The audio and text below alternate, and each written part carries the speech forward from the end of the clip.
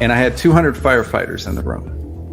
And to say, was I intimidated? Yes, it was interesting. You know, the definition of balance is about aligning your daily behaviors with your priorities in life. A common comment that I get is, I wish I'd have had this training early in my career. Yeah. Right. When we take care of our physical health, our mental health, our social health, and our spiritual health, if we put that first, a lot of other great things fall into place. Like we do really well in our career and we do really well in our families.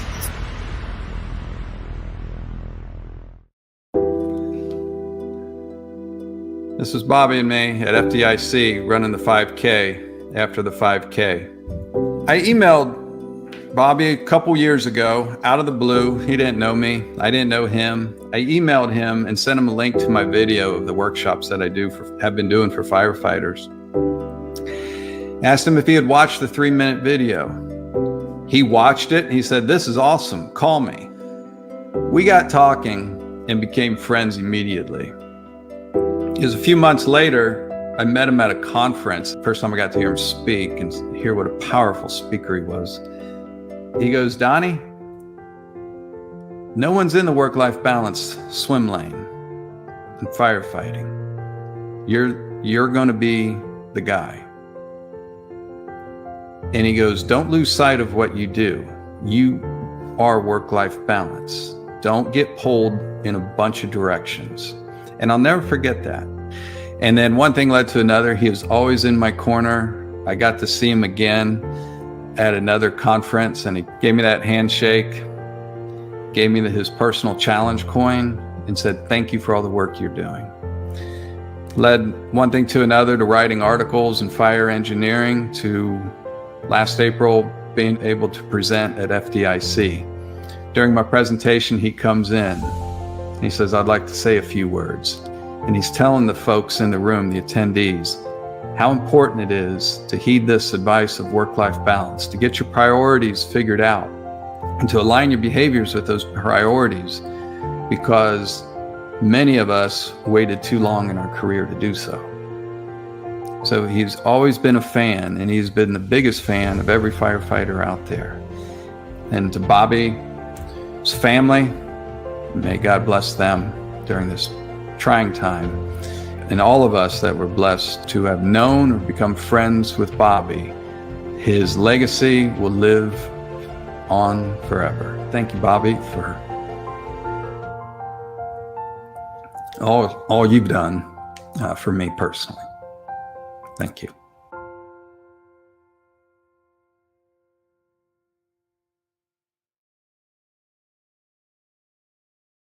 Welcome to Responder Resilience, along with my co-host, Bonnie Rumley, LCSW, EMT. I'm David Dashinger.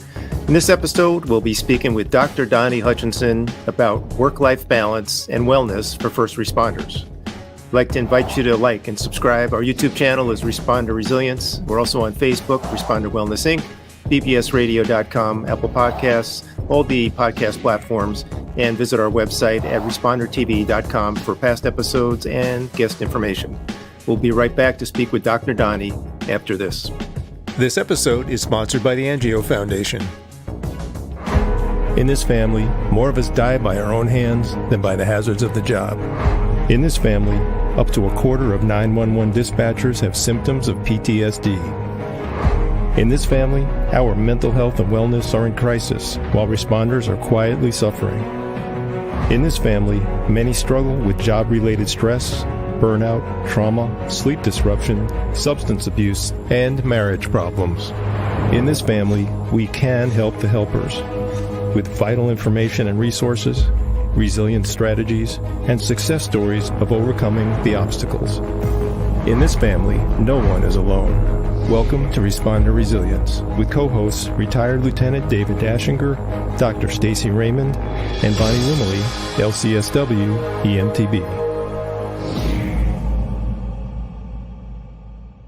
Today we're joined by Dr. Donnie Hutchinson. He's an Army National Guard veteran, author, speaker, professor, podcaster, and work-life balance instructor who works with firefighters, law enforcement officers, and other first responders on self-care and work-life balance programs to improve their success at home, work, and in roles in life. Dr. Donnie serves as an instructor for FDIC, IAFC, and the IAFF. Donnie, welcome to the show. Thank you very much, David. And thank you, Bonnie, for having me. It's nice to have you here. Absolutely.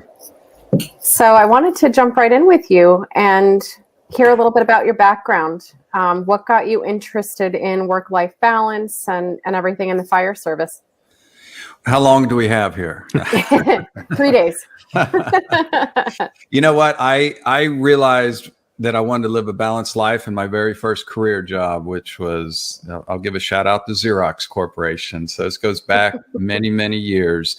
But what it was is that I started observing people in their 40s and 50s doing things that we would do as young single people in our early, mid 20s, going out at night, things like that after work, just going out for a few beers, something to eat. But one thing led to another. I remember, I'll never forget, I asked this person, I go, "Hey, aren't you married?"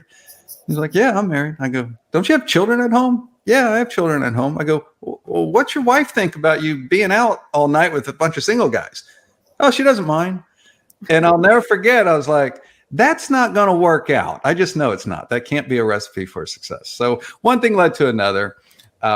Is at that moment, I just realized, I need to balance things. And then I thought, what do I want to balance? And I thought, well, for me, it was faith, family, career, and health.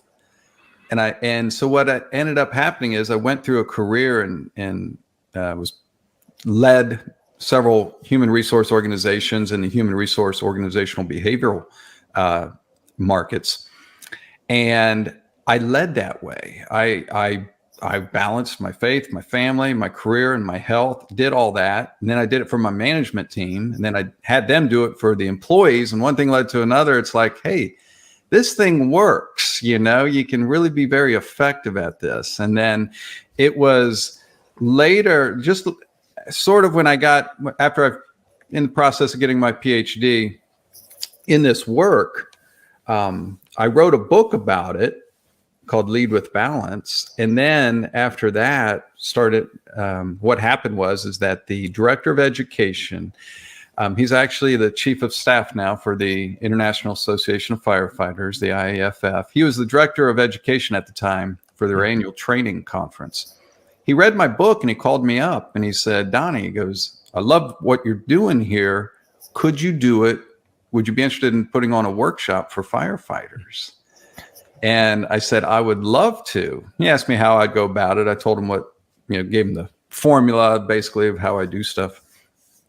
So the very first time I presented to firefighters was 7 years ago at one of the alts meetings, and I had 200 firefighters in the room. And to say, was I intimidated? Yes, it was interesting, because I was in the huge conference room, the huge room, and 200 people. And I did my thing. And here I am today, 7 years later, it's still doing it. I'm heading out to Caesar's Palace next month to do my 7th IAFF, annual training. And it's just been such a blessing for me personally, but it's truly what I can give back out to them. And, we'll get talking about what this work-life balance stuff really is. But that's a little bit of the background. It was all about, I lived a life of it. I wrote a book about it. It got in the right hands. And then, boom, here I fell into first responder. And I think I could always, I fit in well, one from military background, athletic background, to also I tell a story in my workshops of where I grew up. So I grew up in essentially you just call it the projects of a city. And I used to see the first responders down there, especially in the summertime, 3, 4, 5 times a day, night, right? They ended up becoming the people that I used to look up to and go, you are the normal people in the world. You are the heroes. And I just wanted to get out of that neighborhood that I grew up in. But as a kid, you don't have much control over that. And anyhow, I share with them how ironic it is decades later. And here I am later in life. Who am I out working with day in and day out? I'm working with the first responders, the same people I looked up to for hope, back when I was that little kid. So it's truly rewarding for me. And it comes full circle, doesn't it? It certainly does. Yes. Don't fake the move. It goes on and on. From coast to coast. It goes on and on and on. Don't fake the move. One time for your mind. From coast to coast. It goes on and on and on. From coast to coast.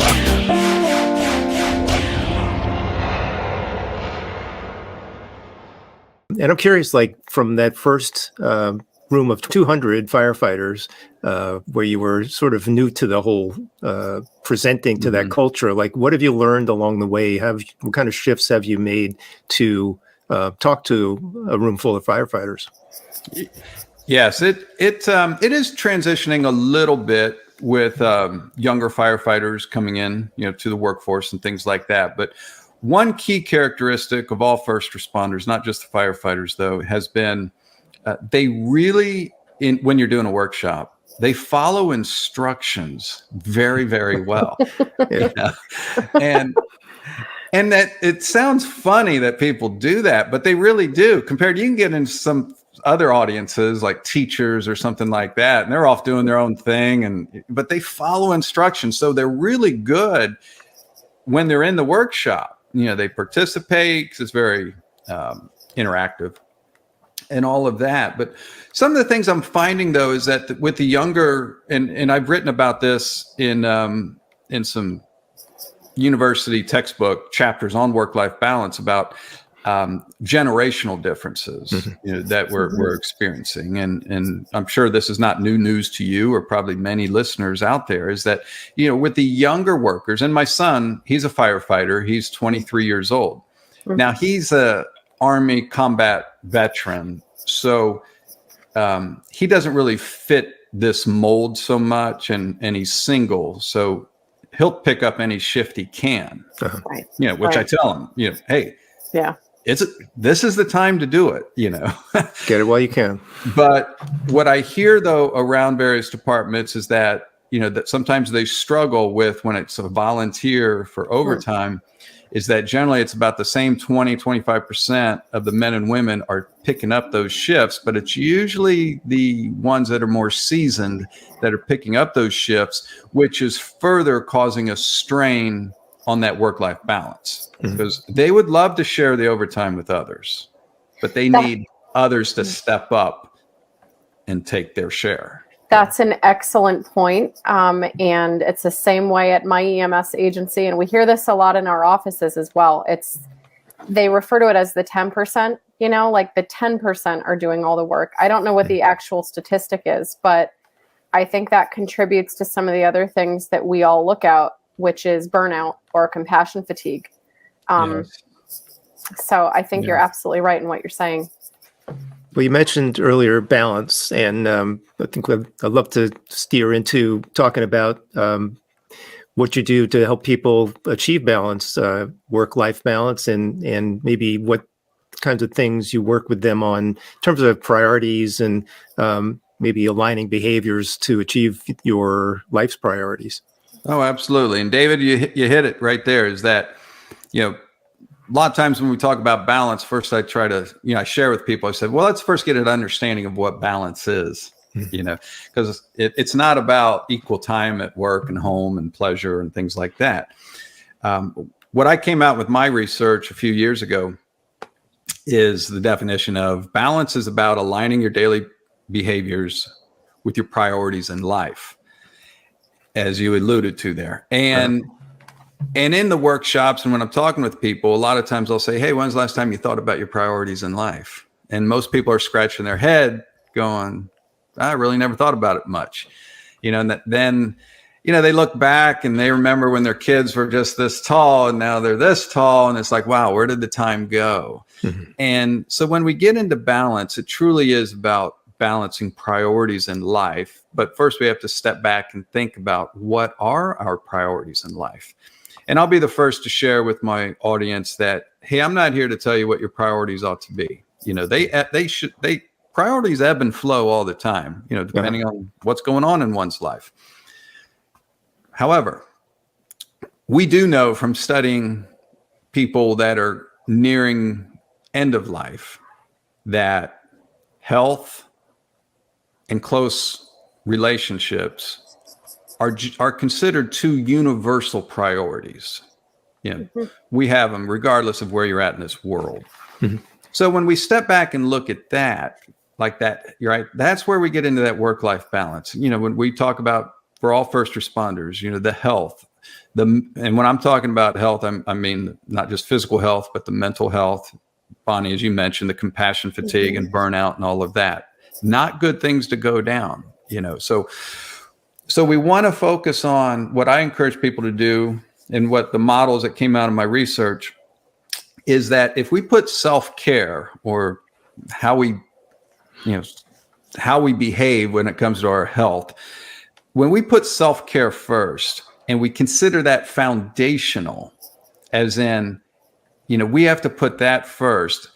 And when we do that, what's coming out of the research more and more is that when we take care of our physical health, our mental health, our social health, and our spiritual health, if we put that first, a lot of other great things fall into place. Like we do really well in our career and we do really well in our families.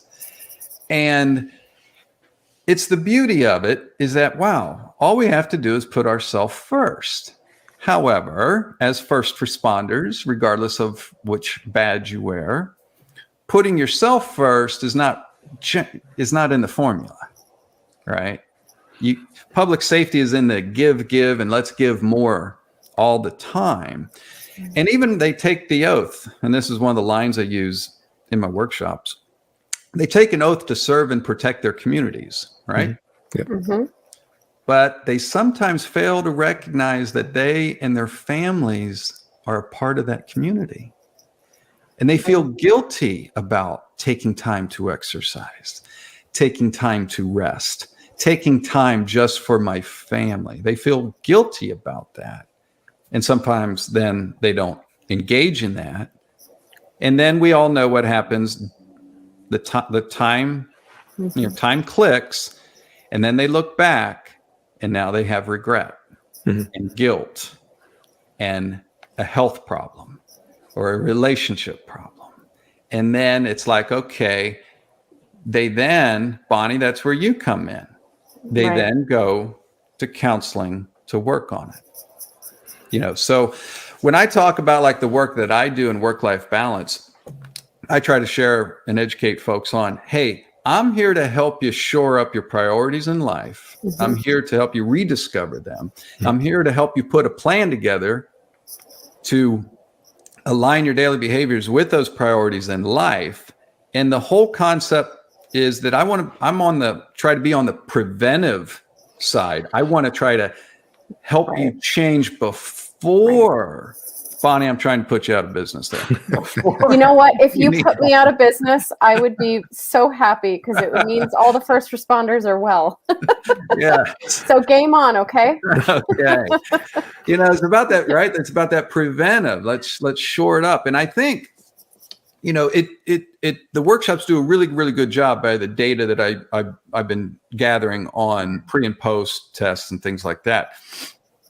But if a common comment that I get is, I wish I'd have had this training early in my career. Yeah. Right. If I can share my experience and help just one person, or help one person help somebody else, that's what it's all about. We're trying to break down the stigma. We're trying to share that there are great, effective resources out there. Vulnerability is a strength. It's not a weakness. What I've heard from all of the subjects in my film is that I think my story can help someone else. And as police officers, we always want to go in, see problem, fix problem.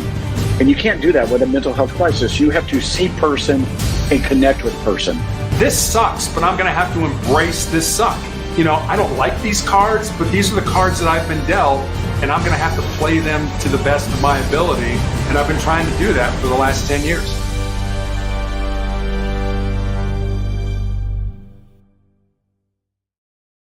This is one of the real premises of this podcast, is to get the word out to first responders to be healthy starting now. But we're really pushing people to be preventative. And so what you're saying is, if people are told this at the beginning of their career in your son's age bracket, they're more likely to understand what that work-life balance is, because how things go now, and it's very unfortunate, but like you said, there's a health problem, there's a really big mental health problem, a family issue. Now, Stacy and I are seeing these people on the back end, and this is when they're learning they need a work-life balance, when it's too late. So we would much rather see people have this in the beginning and understand what it really means to themselves. Absolutely. I know it. Well, that's one thing that's really, I don't think, emphasized enough when responders are getting into their career, is that not only are they making a commitment to serve the people of the community that they work in, but then there's also the department. And like you said, Dr. Donnie, there's the overtime shifts and, you know, the responsibility to kind of pick up your piece of that. There's other commitments outside of regular work hours in terms of perhaps it could be a Memorial Day parade or some other union activity. And there's an impact to the family, and there's an impact beyond just working those shift hours. It's really a bigger commitment than what it seems like on the outset. So how would you sort of recommend somebody be proactive to manage all that and then still have a good balance with a home family life? Yes, that's a great question. And I think as a department, we need to work together. For example, my son came down for Thanksgiving. I'm in Florida. He's in Cincinnati. He came down for Thanksgiving. He's not coming down for Christmas. And I did not even have to ask him this. He picked it up on his own, or he listened to previous things I've talked about. But I go, "What are you doing on Christmas Eve and Christmas Day?" He goes, "Well, I'm picking up shifts for the guys that have families and the ladies that have families." Mm-hmm. And I said, "Awesome. I'm very proud of you." You know, and I think that's how that crew works together. You know, they're helping each other. And I know a lot of crews do that, but I think it's something though that we need to do more of. We need to make that part more of the culture. Hey, we're in this together. Let's help each other out. Just as if you see the same person volunteering for the Memorial Day parades and doing all the extra stuff, they're going to get out of balance. There are all these things that they generally volunteer for, or committees and all of that. They're very, very good causes, very worthy, right? But we should all share as a department in doing that. And then that gets into leadership. And what's the culture of our department? What's it look like? Is balance of things, is that part of the core values? And is very interesting. My son interviewed for a department. He's trying to get closer to the South here. And he goes, "Do you know anything about this department?" I said, "No." So I looked him up. And they had a vision, mission, and core values. The number one core value of this particular department was balance. And I was shocked. I was like, wow, I need to call that chief up. I want to get to know that chief, It's so, I think it's about sharing, and we need to look out, just as we do. We look out for each other so much on the scenes, and that's whether you're on the engine, you're on the ladder, but you're at the fire scene, or whether you're on the ambulance, or whether you're getting ready to bust the door down in the house, right, going after the bad guy. We work in teams. We constantly are watching each other six. Let's take all those wins that we do day in and day out. We're very good at that in operational. Let's see if what can we learn from that and have that spill over into the other areas, the committees, the volunteers, and the other things that just make us so busy out there. Mm-hmm. Well, I think to your point, it comes down to the leadership largely as well. Like, what are they modeling for the agency? What are the expectations, and how are those things laid out for everyone? I just finished a 2-year leadership role in charge of my EMS agency. I'm Captain COVID, if you will. I can't really shake that name. But I tried to be very, very conscious, obviously, of the work-life balance. And as the leader, it's much, much harder to really, really achieve that and attain it and model it.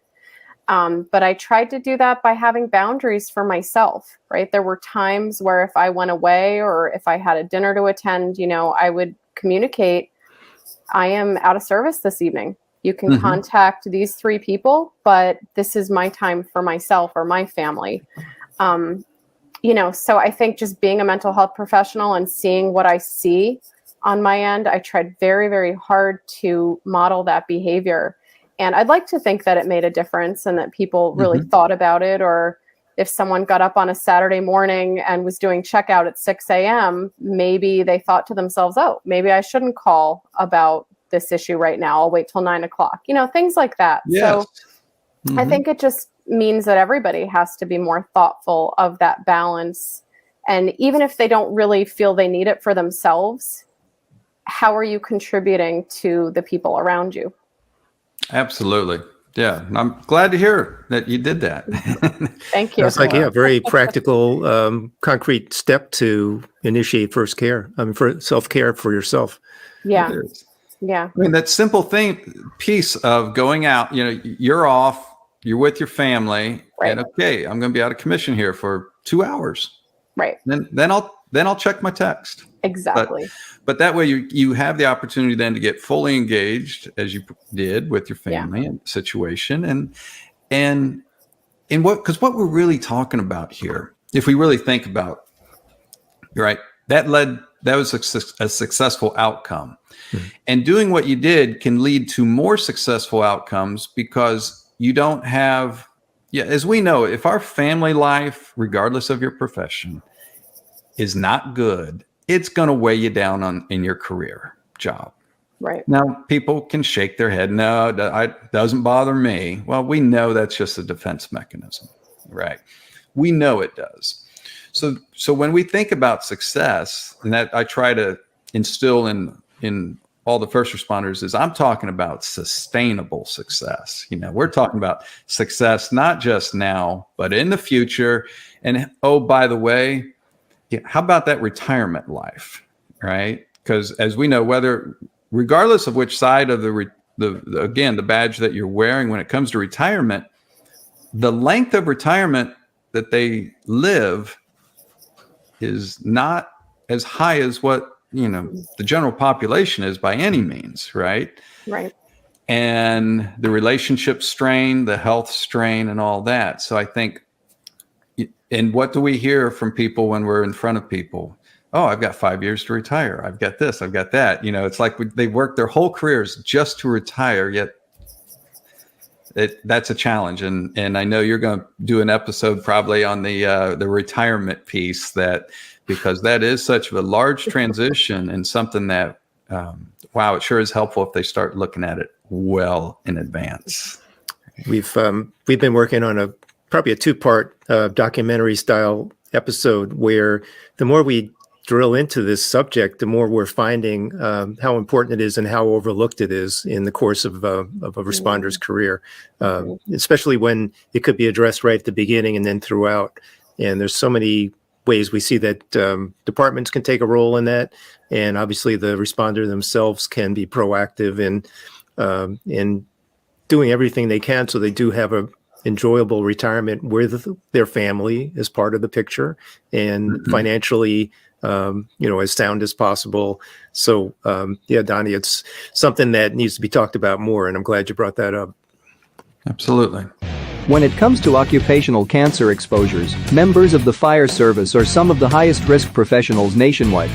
Firefighters Against Cancer and Exposures, also known as the FACES Foundation, is an advocacy organization established to bring awareness, resources and peer support to responders in need of additional help in battling potential cancer diagnoses or critical concerns.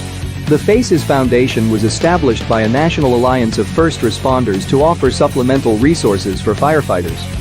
One of its core initiatives is cancer awareness in the form of prevention and early detection, supporting vigilance about occupational cancers and cancer recurrence through our national Get Checked Now campaign.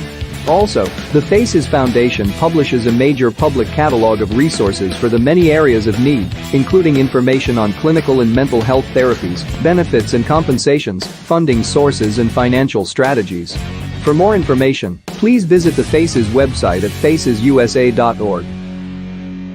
You sparked another thing in me that I've heard in my office or in the world is that some first responders, their retirement is based on those last couple of years that they work. And so forget work-life balance because they're trying to work as many hours under their belt so that they can base it off of that income. And when you think of what that does to people, they're at the end of the career after seeing and doing everything they've done, and now they're kicking it into overdrive.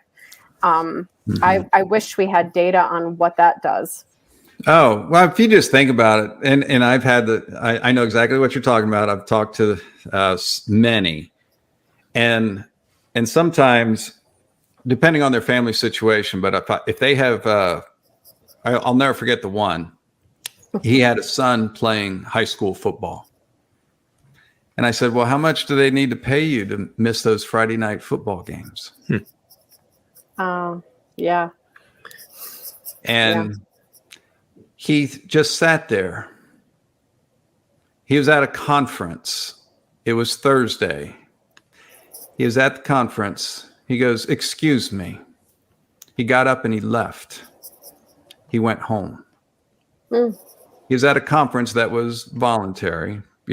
Similar situation about the pay, but he was, but it's, and it was just a little bit, it's like, sometimes if we remind folks of, hey, what's important in your life? And then if they have families, what's important in your children's life? Do they need you?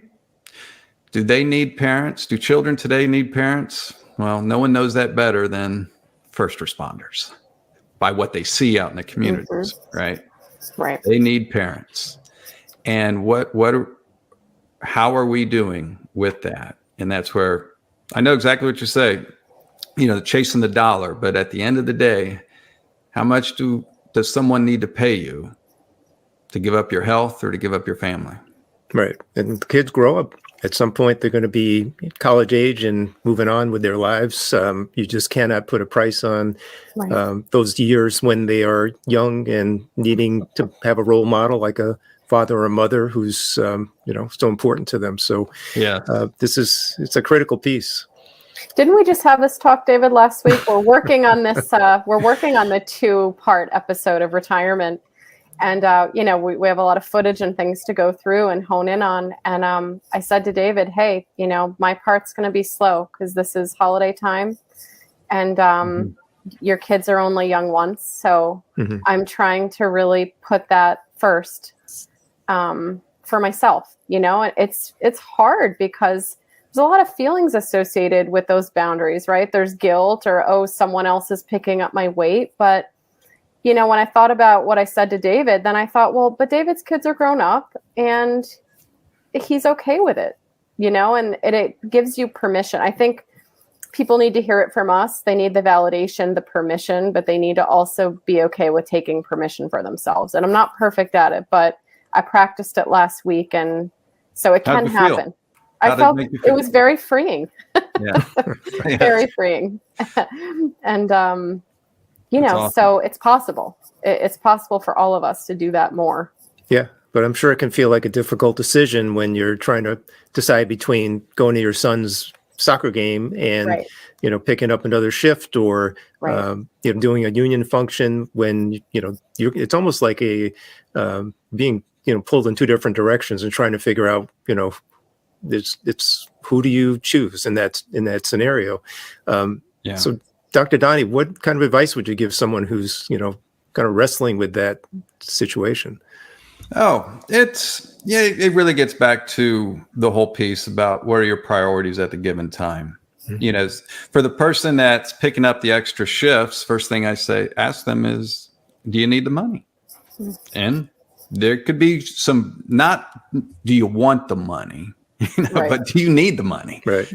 And there are very legitimate times where I need the money, and then there are other times, well, I'm just trying to pack it into my income to increase my retirement. Okay, but let's get back to the price tag then of what are you going to miss? And, it's even like, for myself, as I'm on the road now, my youngest just went to college this past fall. So I have the flexibility to become much busier, be out on the road more, because my wife can join me on any of them that she wants to go. But having that high schooler and I had two girls at home just 2 years ago. They're just a year apart. I had to balance that whole piece. But at the end of the day, it's like it was a balance, because did I make it to every event of theirs in high school, sports or extracurricular events, at parent night? No, I didn't make it to everyone, but I made it to some. And I think and I look back at it, and I've talked with them about it.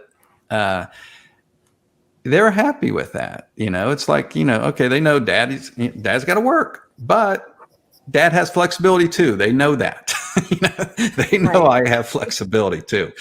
And they saw how I would balance it, or say, hey, when's a track parent night going to be in the spring? Do you know? Find out for me. So I'll try to block that off my calendar, and not be out of town. So, and I think it's the same for all first responders. It's just, don't go overboard in one way or the other, right? And boy, will you feel better, as you just experienced yourself, Bonnie. And we know they'll feel better too. Right. Doesn't mean you're not going to be like, wow, I wish I would not have missed that, event, because you're at one, you're not at the other, but at least you are feeding both of these needs in your life. And I think you're much better off, as we realize from the data that we are better off that way. I think for the children of first responders, the effort is what matters. It's not always the end product, because there will be some things that are missed, or they get dragged along to the station while you have some meeting or something to fix. But, at the end of the day, I think the kids, from what I hear, they judge the effort. If my parent can't be there, are they doing some kind of reparative talk with me after to let me know that they wanted to put the effort, but they couldn't this time? Or that something happened that was a priority? Because there are those things too in police, fire, EMS, where, if the rig is broken and your crew is stranded, that's going to have to take precedence that day. But I think there's so much going into that effort piece with family, with the kids and the spouse, that if you're just communicating, that's even better than what a lot of people are doing now. Absolutely. They just bolt out of the door and you don't even know. But I think, with therapy work, it's rupture and repair. And the repair part is so important to people. So if you rupture it and you need to leave and it's quick, when you come back, have that talk, put the effort in.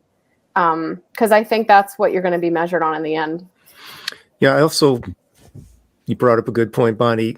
There are those, maybe not very often, but once in a while, there's an opportunity to bring your kids to something involving your job. It could be, I brought my kids to, say, a meeting, union meeting, or to swearing in ceremony.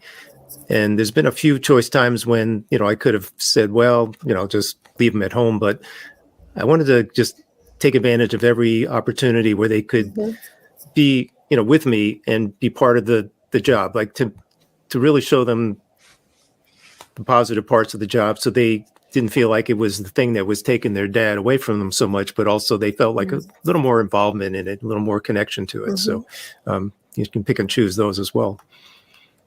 Oh, it's a great point. You're giving them a snapshot, right, into what's really important to you. Doesn't mean it's more important than them, but I think when they see it and they see the people, they understand more. This episode is sponsored by the Angio Foundation, a public trust supporting first responder health and safety through prevention and early detection of cancer.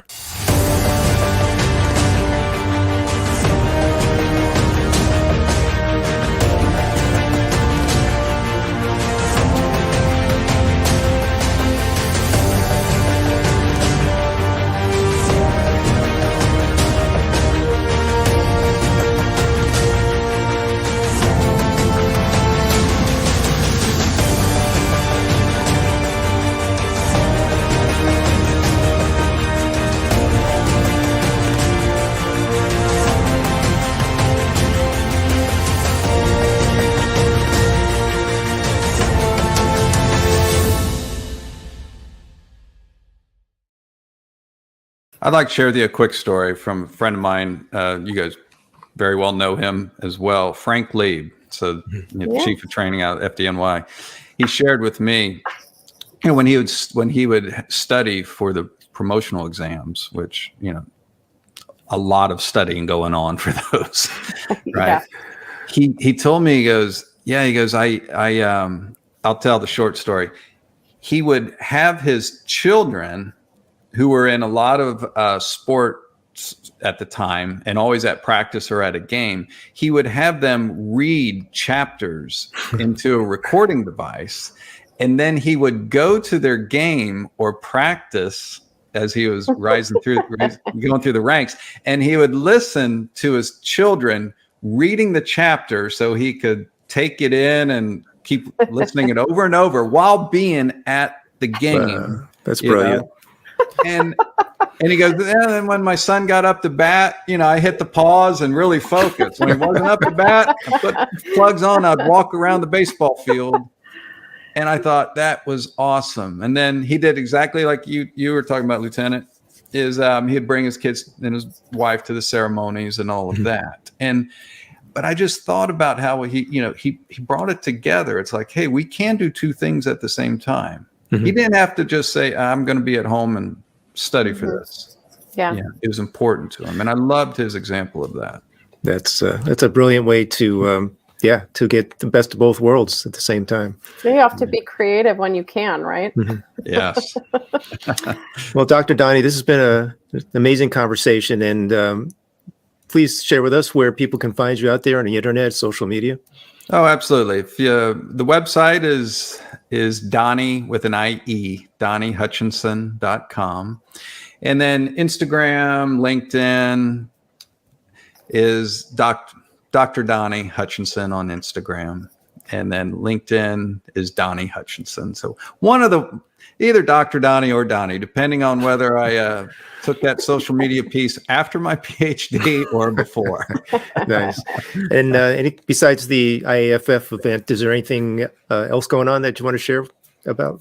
Well, I'll be in a couple weeks at the FDSOA, the Fire Department Safety Officers Association meeting in St. Pete Beach. We're a ton of just outstanding researchers and our fire administrator, Dr. Lori Merrill will be there. Great speakers. I'm co-presenting with Chief Todd LeDuc, retired, on a wellness piece with him. Let's see, we have that. I've been doing the FRI every year, so looking forward to doing that again. Mm-hmm. And then, here's a new one. I'm going out to Renton, out in the Seattle area in March. One of their chiefs, this was a couple years ago, he went to one of my alts, IAFF meetings or workshops. And he saw me there. So now he's bringing me out to the Seattle area. We're doing a couples workshop. So I'm really looking forward to not just a person, because in my workshops, people they get a workbook and they leave with a plan, how to take them from point A, their current reality, to point B, their desired future. They build a plan on how to get there. And now we're going to do that with couples. That's And great. Great idea. So I'm really loving that. Yeah, I'm really looking very forward timely. to it. Let us know when you put that guest list together. We might add some people. Also, I want to give you a shout out for your podcast, one you do with Todd as well, right? You want to speak about that? Yes, it's the Get Balanced podcast with Dr. Donnie. And then I'll interview someone, or I'll do a short 20-minute educational piece on something to do with work-life balance and self-care. And then on Thursdays, Todd brings on a guest, and then we interview someone. And it's always along the health and wellness line, and in the fire service on his side. And for mine, it's all first responders out there. But that's been we love doing that. And that led into me doing a short newsletter called the Get Balanced newsletter each Wednesday, Get Balanced Wednesday. That I just about, that'll be released later this afternoon, but I put one out every Wednesday, and just a short, simple read. and it's all, it's all in the effort, though, whether it's podcasts, social media, or newsletters, is just to try to keep some of these concepts that we hear, right?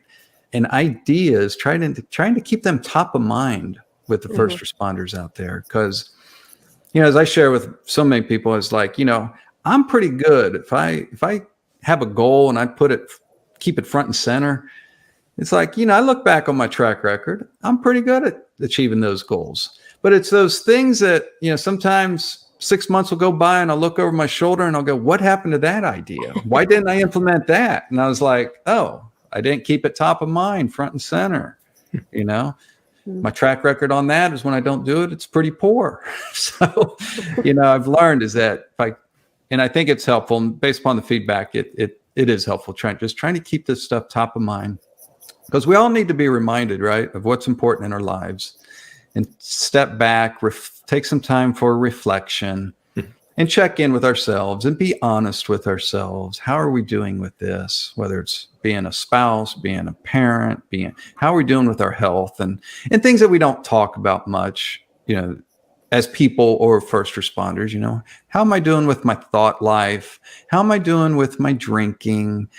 Some of these things that aren't necessarily real popular, but can be very damaging. Yeah. So, it's trying to keep that bug in their ear a little bit, top of mind, just so that they can think about it and make their decisions based upon their priorities. Well, great stuff. Thanks for all you're doing out there for work-life balance and setting priorities and self-care, and wish you continued success. Well, thank you very much. And thank you, Dave, and thank you, Bonnie, for having me on the show. It's been quite enjoyable. Thank you. It's been great talking to you. Thank you. This episode is sponsored by the Angio Foundation. I'd like to invite you to like and subscribe. Our YouTube channel is Responder Resilience. We're on Facebook, Responder Wellness Inc., bbsradio.com, Apple Podcasts, all the podcast platforms, and our website is respondertv.com. Till the next time, stay safe, be kind to yourself, take care.